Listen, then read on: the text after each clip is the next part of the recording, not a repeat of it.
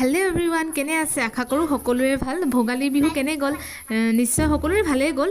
মোৰ কিন্তু গাটো খুবেই বেয়া আৰু আজি অকণমান ভাল পাইছোঁ। আৰু বা আৰু ভিনদেউৱে দিলে মাক এটা ছাৰপ্ৰাইজ গিফ্ট, দিলে এটা টিভি। তাকে ভাইটিয়ে ফিটিং কৰি দিলে আৰু আমি সন্ধিয়া যাওঁ মিচিং থিয়েটাৰ চাবলৈ। অচ্চুৰ বুলি কয় নামটো। আমি যাওঁ নাযাওঁ ভাবি থাকোঁতে বহুত দেৰিয়ে হৈ গ'ল, আৰম্ভ হৈয়ে গ'ল ইফালে।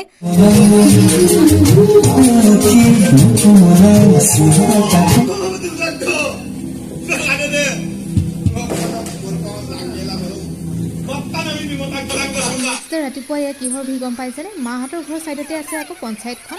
গম পাইছেই, গোটৰ সি 10,000 টকাৰ কাৰণে।